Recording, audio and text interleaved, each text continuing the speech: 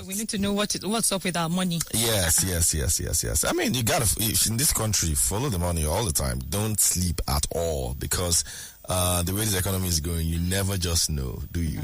Nah, because you get to the supermarket. What I used to buy with 5,000, and I'll come with 2 bags. Yeah. I get home, I'm asking myself, what did I buy? Yeah. You mean this is just this for 5,000? So where are we heading? You can't go to the supermarket these days with back in the days, if you go with 100,000 naira and you have like, and then maybe 3 months shopping of groceries. But now that's like 2 weeks. But even at that, you still go to supermarkets, and then you see queues, and you see a lot of cars parked, and you wonder if maybe there's a party going on there. Anyway, that's Nigeria for you. All right, Lagos.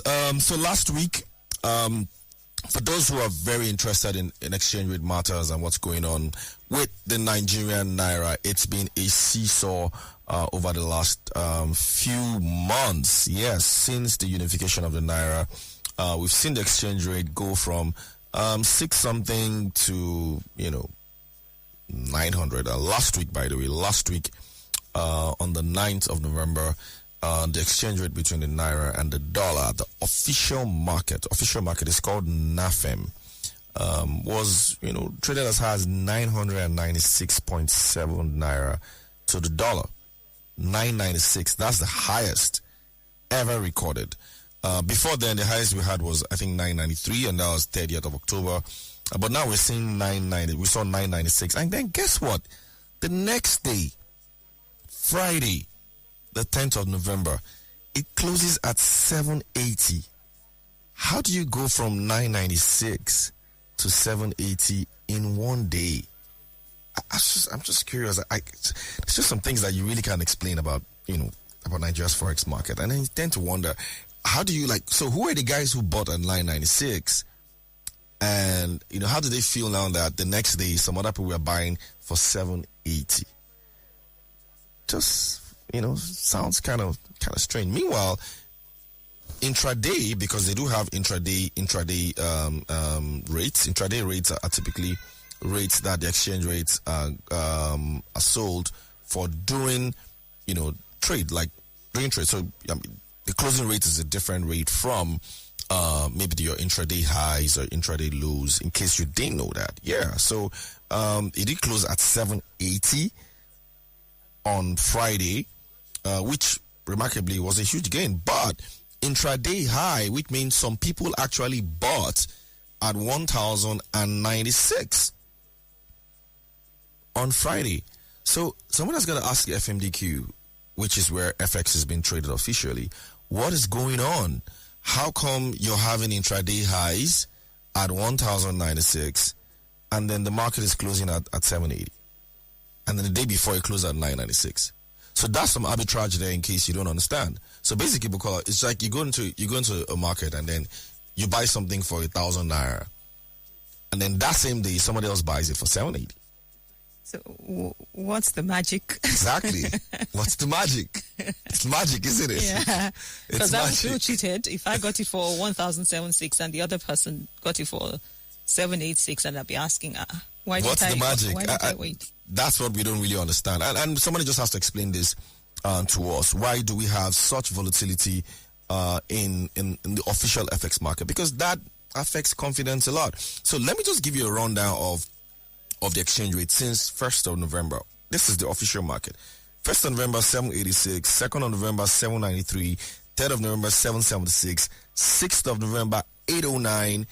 The next day, 7th, 869. On the 8th, 874. On the 9th, 996. And then it drops to 780.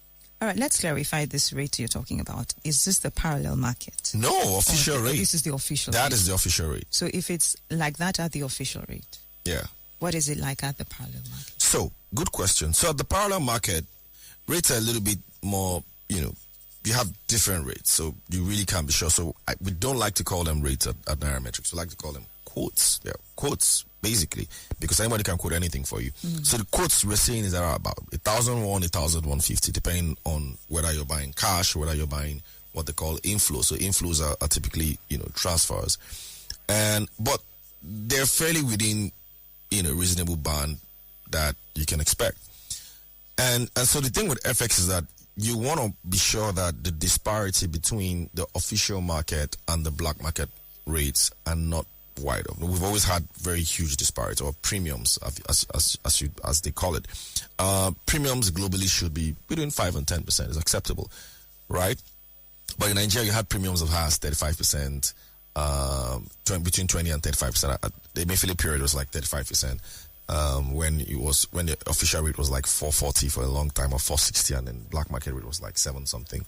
But now it's still high at about 25%.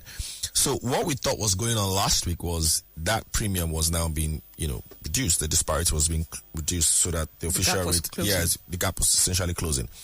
And so it was at 990.96. And then, the black market was 1,001, and looks like the gap is closing, which is good because you want that gap to close. Because if the gap does not close, what happens is that somebody else goes to buy from the official market at 780 that it closed on Friday, and then you sell at the parallel market at 1,150. Is that what you call round tripping? That's round tripping, essentially. So you don't want that. So that's why you've got to always watch that disparity, because you don't want, that gap to be wide. It has to, close. So, but with what is going on in the official market, it's difficult to really understand why you have that sort of volatility, why it just goes up and down like that. That's sort of wide margin. And by the way, there was a company that paid announced dividend last week, oil and gas company, Seplat, by the way. And Seplat said they're going to pay, because Seplat pays dividend in dollars. And when is that right? Yeah, it's right. They report in dollars. They make money in dollars. So even though they do pay in naira, they pay the dividends in naira, converting at an official rate. Okay. And so the official rate they quoted was 996, because that was the official rate at the day. And then the next day it's 780. So these things do have implication, and that's why we just worry that what's happening at the NAFEM, it's not just too clear to a lot of people. We just like to see that NAFEM fix itself. Anyway, so that same day, turnover at the NAFEM was $84 million, and turnover for the whole week at the NAFEM was just around $584 million. Turnover, by the way, doesn't mean that that's the amount of dollars that was sold. It's just the amount of dollars that went around. So if I had $1 million and I sell to you and you sell back to me, turnover is $2 million essentially, right? So turnover for the whole week is $584 million, which is a gauge of whether there's liquidity in the official market. So it doesn't seem that there's so much liquidity yet, but it's in line with the average that we've seen over the last 5 or 6 months or so since we introduced the unification of the naira. So that's it on Forex. So with this yo-yo, how are we going to get to now some stability? And you're confident, because there was some excitement when everybody started saying could drop, it's dropping and all, then all of a sudden it's back again. So how do we now mitigate this yo-yo effect and have some stability so you can plan? Now you can't delay gratification because you don't know, especially with the way if you're dealing with Forex, you can't delay gratification because you never can tell where it will swing. Yeah, how do we now have some stability? Well, it all has to do with market transparency. I want to see a bit more transparency in the market. Let someone try to explain to us why you have such huge disparities in the official market. So the closing rates are usually way lower than the intraday high rates and even the intraday low rates. There's just a huge disparity. So we don't know who's buying at such low rates, who's buying at that kind of high rate. So we just need a bit more transparency, for us to understand, or someone just come out and explain. Anyway, moving on. Even though we're still on Forex, the government went to Saudi Arabia last week. On a high delegation, the president went there himself with, some people in the private sector. And we've got some good sound bites. Saudi said they pledged to support Nigeria with FX and also revamp the refineries. So to what extent, we don't know. Details are not fully out yet. But Prince bin Salman, who is the crown prince, did also, speak to some of these things. He says that he commends the economic reforms of the president, and then expressed their commitment to support the reforms by enabling Nigeria to reap the full benefits. And so we don't know how much forex they want to bring, but please, man, we've been hearing all this forex, and people are beginning to say it's audio forex. I don't know whether that's true, but we got to be positive and hope that we're going to have some money come in pretty soon, because we do need dollars if we're going to have exchange rate stability. We do need dollars. By the way, the central bank, as we reported sometime a couple of weeks ago, have been paying back some of those FX, that they've been owing Nigerian banks. So they paid a lot of those backlogs, and so it looks like we're at the first step or the first stage of FX liquidity. And so let's just hope that that continues, and then we can have some stability. A lot of people who thought that the exchange rate was going to keep dropping. At some point it was like 1,000, slightly over 8,000 there, and we're like, wow, finally it's strengthening. But looks like it's going back up. We don't know what it's going to look like this week, but we can only hope that things are a lot better this week. Yeah, and the Saudi trip, it's important that the government continues to engage foreign investors. It's most times we do engage foreign investors. We don't really tend to see significant impact on FDIs. I mean, the records are there. You can go and check FDIs over the last 10 years. It's never really moved that much compared to FPIs. What we tend to see is foreign portfolio investors. And because foreign portfolio investors prefer to come into Nigeria because it's easier when you come into Nigeria. You're not investing in infrastructure. You don't need to wait too long for your return. It's mostly in treasury bills or in OMO bills or bonds, and that often gives you high interest rates, and you can just get your money out. That's why it's called hot money inflow. So it looks like that. I don't know if that is what Saudi is looking at. We hope not. We hope it's real investments, provided that the government is also ready to make ease of doing business for a lot of organizations, because that's really the problem. Most times ease of doing business is not there, so they just want to leave the country, like we've been seeing. Just last week, there was a company that said that it was not, I don't want to mention their name, but it's on our site. They were going to stay off distribution of their pharmaceutical products. They didn't want to do that anymore, so essentially they were just packing their bags and leaving. But shouldn't this be a challenge for us, though, with this Saudi you mentioned? Saudi is operating in oil. We are operating in oil as well. Mm-hmm. They've sort of seen ahead and conserved their funds.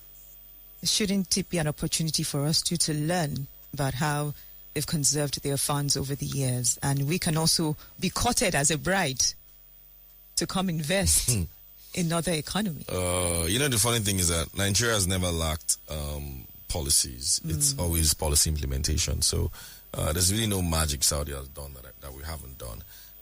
The key thing really is whether we can continue to produce, crude oil, which is the main thing that we do produce, at the sort of rates that will require us to meet enough to meet our forex targets or our revenue targets, and so that's what they've been doing pretty well. It's the largest crude oil producer in the world, and for that kind of small country, they have so much crude oil that we don't. Segueing into crude oil production, it's a story that we wrote last week. Said crude oil in Nigeria, crude oil production, I think hit I hope I'm correct, 1.5, I think, million barrels, per day, which is significant. I don't think we've been anywhere close to those levels in a long time, and the to surprise you to note that the defense minister also came out to say that that we're going to hit 1.9 million barrels per day by the end of the year. I don't know how that's going to happen. What did you say we hit just now? Yeah, I think we're at 1.5 according to the NNPC. NNPC said we hit 1.5 in October, which is quite remarkable because we haven't been close to those sort of numbers in a while. It's always been 1.1, 1.2. If we're to estimate what percentage of our capacity is that? So typically budget wise we should be doing 1.8. There was a time the target was 2.2 million barrels. People would say Nigeria has the capacity to do 2.5. Even though we haven't done that, I don't think we've ever hit those sort of numbers. Ever? Yeah, I'm not sure we have. At least in recent times, since we've been tracking numbers, and we've been tracking this data for almost 20 years. I'm not sure I've seen 2.5. But 1.8, we used to do that, 1.8, 1.9 million barrels per day. And then, it would all drop to an all-time low at about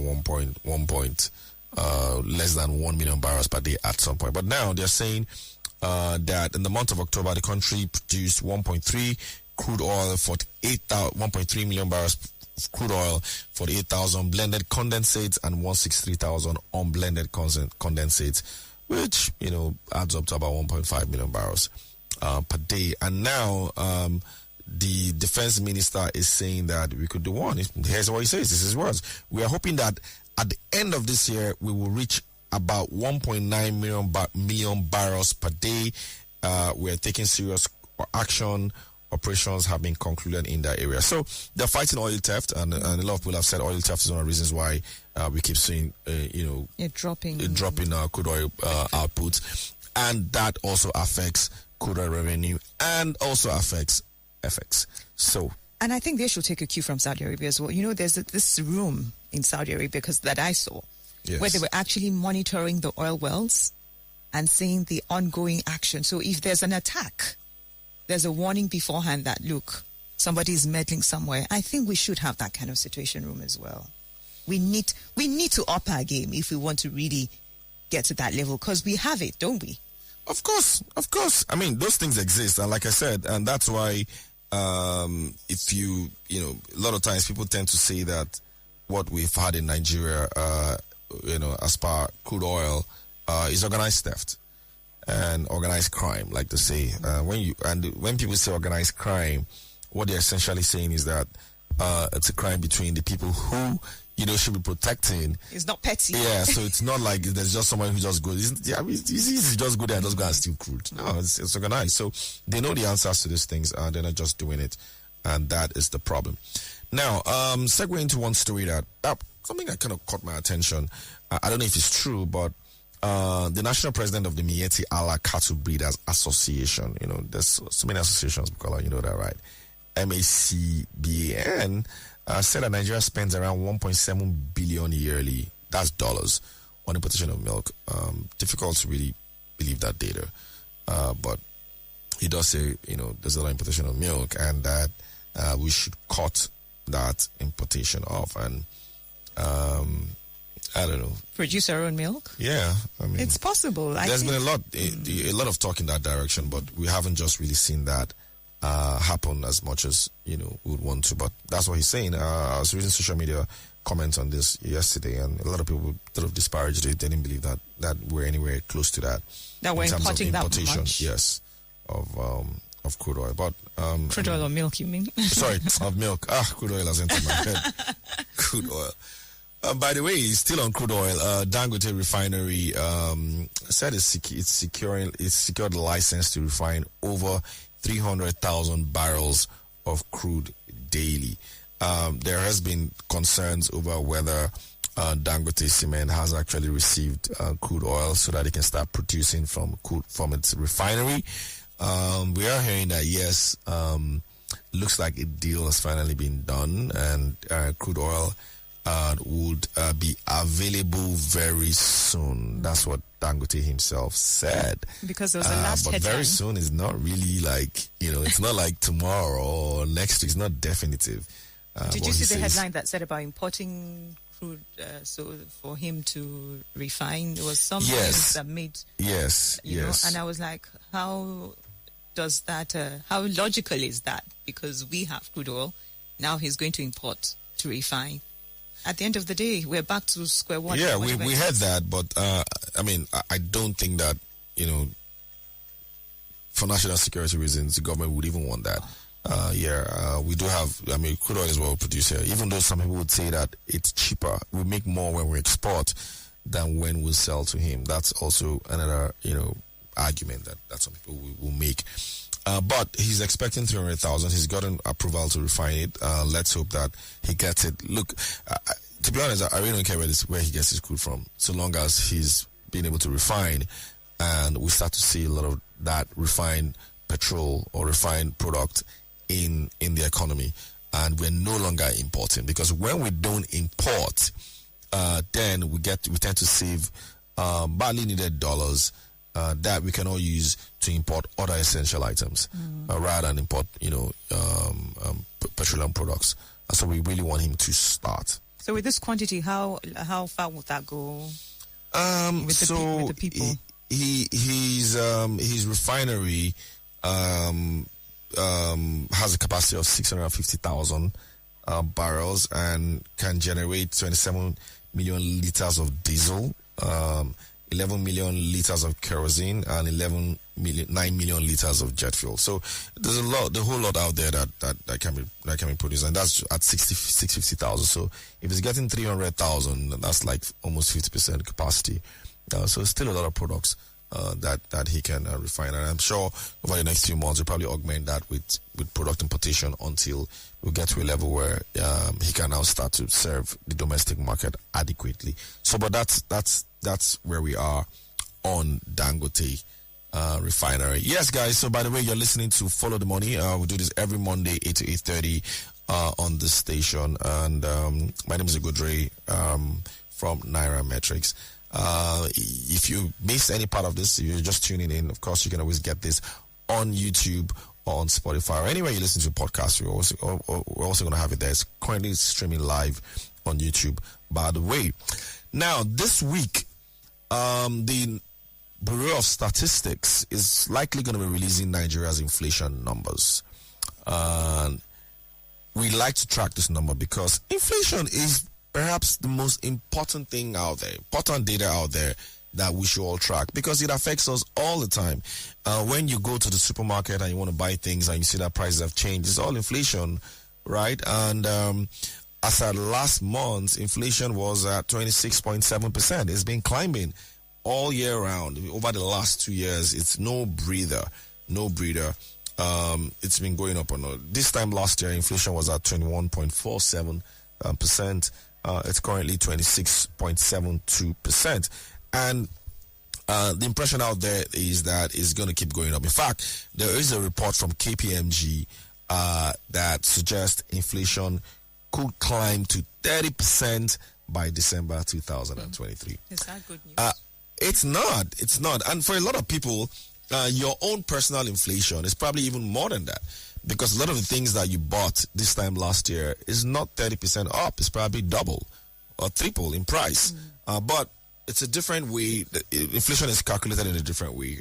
So not like it. Even though some of us argue that it's about time we sort of change how inflation is calculated in Nigeria, because it's all about a basket. So there's a basket of things that they put in there, and they assign weights to the things in those baskets, and then determine inflation rate based on the weighting. So if your basket does not reflect what Nigerians spend money on a regular basis, then it is likely that you might not really get the right inflation rate. That's one line of argument that some people have.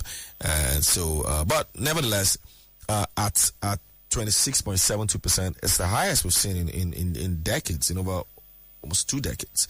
We've not seen inflation rate this high before, and it is likely going to go up. And as PwC have said, they are looking at 30%. By the way, let's also remember that as much as fuel prices have gone up, electricity prices haven't gone up yet. It should have gone up, but it's currently being subsidized. And so imagine if that goes up, the level of inflation rate is likely to go up as well. And then a lot of companies haven't started reflecting prices yet, because exchange rate has, like I said earlier, has been depreciating over the last few weeks. And so some of the things that they probably bought when they made or when they took stock or inventory at, say, 850 or 900 is now 1.2. So by the time you have to reflect that prices are going to go up. So what we do, or what we tend to say at Nairametrics is try as much as possible to front load your cost. If there are things that you got to buy now, don't wait till tomorrow, just do it now, because prices keep going up and hardly stops. Don't delay gratification. It doesn't work in this economy that we're running now. It doesn't at all. It doesn't. It's Follow the Money here on Classic FM 97.3. That is, should I call it the younger brother to Business Half Hour? It's a rebrand. It's a spin-off. So we have Ugodre in the studio, just explaining the economic terms and what to expect in the financial market. And this will be going on in the course of the week. The current subsequent episodes. If you want to be a part of it as well, you can always ask your questions. Tweet at us at Classic FM. And the number to send your questions to is 0909. That is talking about our WhatsApp, 0909-217-2973. And looks like time is saying, Yeah. And of course, if you have questions or topics or issues that you want us to discuss or anyone you want us to bring on this program, just to clarify some things, matters of economy and business and finance, tweet at us at Nairametrics. Follow us across any channel at Nairametrics. Also check us out at our WhatsApp channel as well, at Nairametrics. And we will, of course, reach out to you. Thanks, Bukola, for the... Yeah, I just wanted to ask, with the inflation, though, when would we now reach a mark that we need to stop? Because how long will the people... Is this what we call galloping inflation? Yes, it's been galloping for over a year now. The funny thing is that Nigerians are incredibly resilient. There was a politician that said out there that whatever happens, nobody does anything in Nigeria. Nigerians are resilient. Like, we just tend to absorb all sorts of things, especially costs. So I don't know when it's going to end. People would say that there's something called base effects in inflation, which is it's so high that it starts to drop, not because prices are actually going down, but because of the effect of the galloping inflation of periods past. So for inflation to sort of taper down, which is to start to reduce, you want to first of all see a lot of FX prices stabilize a bit. It needs to stabilize. You need to also see the economy grow. GDP needs to grow as well, because when the economy is growing, then prices tend to be a lot more competitive than it currently is.